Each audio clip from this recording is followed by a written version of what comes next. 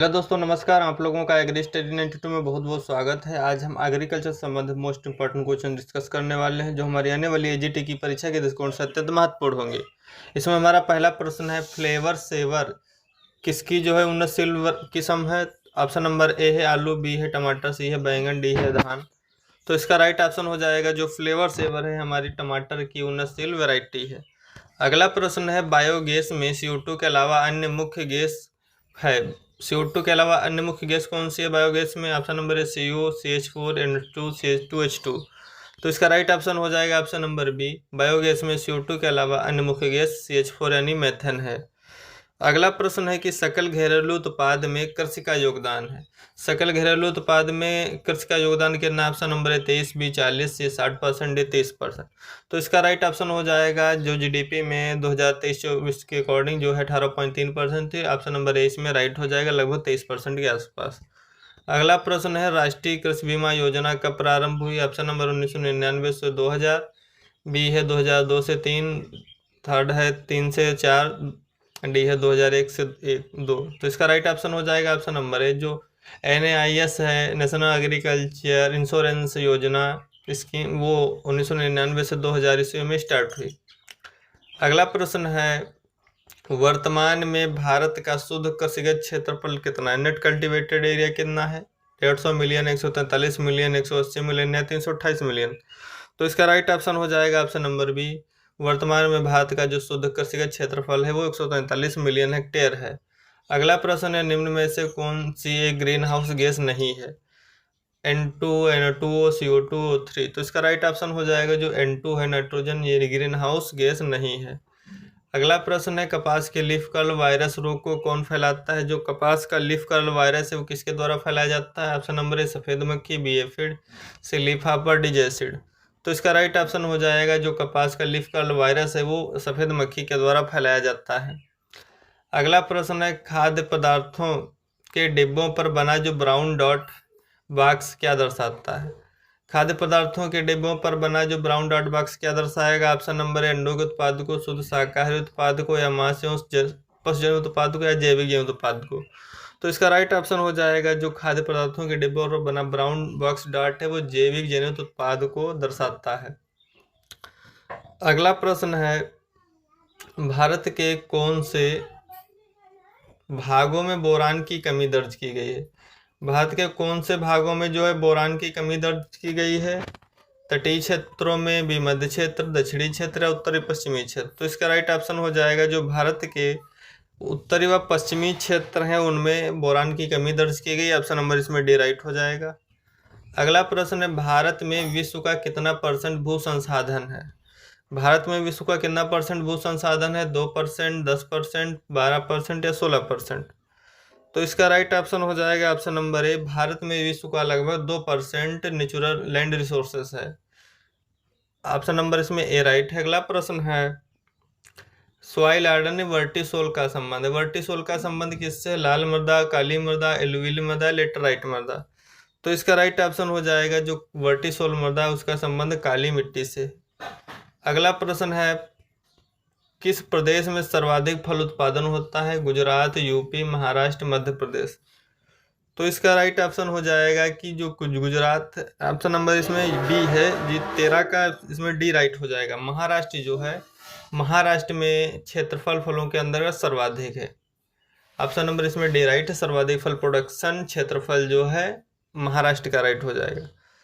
अगला प्रश्न है, गुडनेस ऑफ फिट के लिए कौन सा सांख्यिकीय परीक्षण करते हैं? गुडनेस ऑफ फिट के लिए कौन सा सांख्यिकीय परीक्षण है? जेड परीक्षण, एफ परीक्षण, टी परीक्षण या स्क्वायर काई टेस्ट।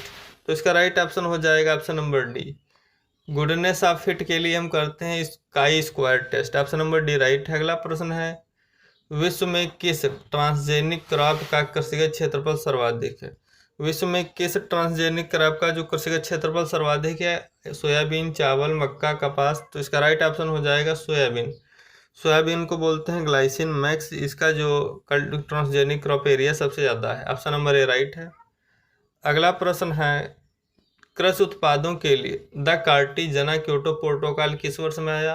2000 में, 2003, 2005 या 1998? तो इसका राइट ऑप्शन हो जाएगा कृषि उत्पादों के लिए जो द कार्टिजना प्रोटोकॉल था वो 2005 में आया था। ऑप्शन नंबर सी राइट है। अगला प्रश्न है कृषि प्रसंस्करण उत्पाद के निर्यात से कौन सी संस्था जुड़ी हुई है? जो एग्रीकल्चर प्रोसेस्ड प्रोडक्ट है उनके एक्सपोर्ट से कौन सी संस्था जुड़ी हुई है? इसका राइट ऑप्शन हो जाएगा ऑप्शन नंबर डी, जो एपिडा है, agricultural processed food product and export development authority of India, ये राइट हो जाएगी। अगला प्रश्न है किस देश से सर्वाधिक नींबू के सिट्रस कैंकर रोग का प्रवेश हुआ है? किस देश से भारत में नींबू के सिट्रस कैंकर रोग का प्रवेश हुआ है? ऑप्शन नंबर ए है मैक्सिको, बी है संयुक्त राज्य America, C Japan, D Argentina. तो इसका राइट ऑप्शन हो जाएगा संयुक्त राज्य अमेरिका से जो नींबू का सिट्रस कैंकर रोग है उसका प्रवेश हुआ है इंडिया में। अगला प्रश्न है उटेरा कल्टीवेशन मुख्यतः कहाँ की जाती है? जो उटेरा कल्टीवेशन है मुख्यतः कहाँ की जाती है? ऑप्शन नंबर छत्तीसगढ़ में, मध्य प्रदेश, उत्तराखंड, बिहार। तो इसका राइट ऑप्शन हो जाएगा ऑप्शन नंबर ए, छत्तीसगढ़ में उटेरा कल्टीवेशन मुख्यतः की जाती है। अगला प्रश्न है दलहनी फसलों में किस उर्वरक को बेसल डोज के रूप में डालना चाहिए? Option number A single super phosphate, B है यूरिया, सी डीएपी, डी है कैन खाद। तो इसका राइट ऑप्शन हो जाएगा दलहनी फसलों में हम बेसल डोज के रूप में डीएपी जो होते हैं डाइमोनियम फास्फेट इसका यूज करते हैं। ऑप्शन नंबर सी राइट है। अगला प्रश्न है किस मक्का में हेच एंड स्लेक पाथवे पाया जाता है? किस फसल में हेच एंड स्लेक पाथवे पाया जाता है? ऑप्शन नंबर ए राइट है, मक्का यानी जिया मेज में हेच एंड स्लेक पाथवे पाया जाता है।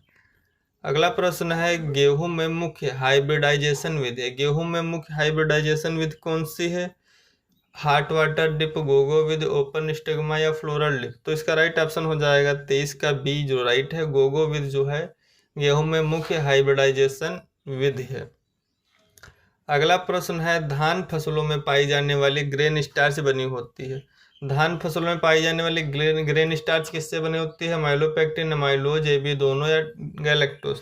तो इसका राइट ऑप्शन हो जाएगा ऑप्शन नंबर सी, धान फसलों में पाई जाने वाली जो ग्रेन स्टार्च है वो एमाइलोपेक्टिन और एमाइलेज से बनी होती है, इसमें दोनों राइट हैं। अगला प्रश्न है क्षारीय मृदाओं को सुधारने हेतु तो मुख्यतः किस पदार्थ का हम या किस मृदा सुधारक का यूज करेंगे? चूना, प्रेसमड, पायराइट, जिप्सम। तो इसका राइट हो जाएगा ऑप्शन नंबर सी, क्षारीय मृदाएं होते हैं उनके सुधार के लिए हम जिप्सम का यूज करते हैं। अगला प्रश्न है किस राजनीतिक व्यक्ति को नॉर्मनी बोरलांग पुरस्कार मिला? JL नेहरू, लाल बहादुर शास्त्री, शरद पवार या सी सुब्रमण्यम। तो इसका राइट ऑप्शन हो जाएगा ऑप्शन नंबर सी सुब्रमण्यम को नॉर्मनी बोरलांग पुरस्कार मिला था। अगला प्रश्न है लूज स्मार्ट ऑफ जो हीट है ऑस्ट्रेलोगोनिडाइटिसाई से होता है, ये वायुजनित है, मृदा जनित है, बीज जनित है, जल जनित है। तो इसका राइट ऑप्शन हो जाएगा 27 का डी, जो लूज स्मार्टा वीट होता है ये सीड बॉर्न होता है, अनावृत कंडुआ बोलते हैं इसको गेहूं का। अगला प्रश्न है IVLP का पूरा नाम है institute village linkage project, integrated village linkage project या इंडियन विलेज लिंकेज प्रोजेक्ट या इंस्टीट्यूट विलेज लिंकेज प्रोजेक्ट। तो इसका राइट ऑप्शन हो जाएगा 28 का डी, IVLP होता है इंस्टीट्यूट विलेज लिंकेज प्रोजेक्ट। अगला प्रश्न है किस कृषि एवं कृषि संबंधी उत्पाद का सकल घरेलू उत्पाद में अधिकतम योगदान है? गेहूं, दूध, चावल, ज्वार। तो इसका राइट ऑप्शन हो जाएगा मिल्क, यानी दूध का जो है कृषि एवं कृषि संबंधी उत्पाद का GDP में सर्वाधिक योगदान है। ऑप्शन नंबर सी राइट है। अगला प्रश्न CIMMYT, international centre for maize and wheat improvement at Mexico, इसका पूरा नाम होता है, कहाँ है? Karnal, America, Mexico, Philippines. तो इसका राइट ऑप्शन हो जाएगा जो सीमेंट है मैक्सिको में है, 1966 में इसकी स्थापना हुई थी, international centre for maize and wheat improvement at Mexico. इसका ऑप्शन नंबर डी राइट है। अगला प्रश्न देखेंगे जो नींबू का सिट्रस कैंकर रोग है वो किसके द्वारा होता है? बैक्टीरिया, कवक, शैवाल, नेमाटोड। तो इसका राइट ऑप्शन हो जाएगा सिट्रस कैंकर रोग ये बैक्टीरिया से होता है, ऑप्शन नंबर ए राइट है। अगला प्रश्न है किस पोषक तत्व की कमी से एक्जेंथीमा रोग होता है? एक्जेंथीमा रोग किसकी कमी से होगा? मैग्नीज, एफी, जिंक या कॉपर। तो इसका राइट ऑप्शन हो जाएगा जो एक्जेंथीमा रोग होता है वो कॉपर की कमी से होता है। अगला प्रश्न है माइक्रो क्रेडिट के लिए किसको अर्थशास्त्र का नोबेल पुरस्कार दिया गया? माइक्रो क्रेडिट के लिए किसको अर्थशास्त्र का नोबेल पुरस्कार दिया गया? ऑप्शन नंबर ए है मोहम्मद यूनस, बी है एनी बोरलांग, सी है नायपाल, डी इनमें से कोई नहीं। तो इसका राइट ऑप्शन हो जाएगा, जो माइक्रो क्रेडिट के लिए पुरस्कार मिला था वो मोहम्मद यूनिस को मिला था। ऑप्शन नंबर ए राइट हो जाएगा, 3 का ये राइट है। अगला प्रश्न है, विश्व व्यापार संगठन के शुरू होने से लेकर जनवरी 2007 तक कितने देश से? WTO जो है, वर्ल्ड ट्रेड ऑर्गेनाइजेशन में 2007 तक कितने देश थे? तो इसका राइट ऑप्शन हो जाएगा भी 150 लगभग। अगला प्रश्न है, निम्न में से कौन सा मोनोसेकेराइड नहीं है? तो इसका राइट ऑप्शन हो जाएगा, जो लैक्टोज है वो मोनोसेकेराइड नहीं है। ग्लूकोज, रिबोलोल, गैलेक्टोज से भी मोनोसेकेराइड है। ऑप्शन नंबर ए इसमें राइट हो जाएगा, 5 का है, मोनोसेकेराइड नहीं है लैक्टोज। अगला प्रश्न है, पीएच मान 6.7 पर फास्फोरस के किस रूप की सबसे अधिक उपलब्धता होती है? पीएच मान 6.7 पर किस फास्फोरस के रूप की जो उपलब्धता है सबसे ज़्यादा होगी? Option number H2PO4, BHPO4, PO3, PO4 है, डी इनमें से कोई नहीं। तो इसका राइट ऑप्शन हो जाएगा, जो H2PO4 है, 6.7 पीएच मान पर इसकी उपलब्धता सर्वाधिक होती है। Thanks for watching, please like and subscribe my channel.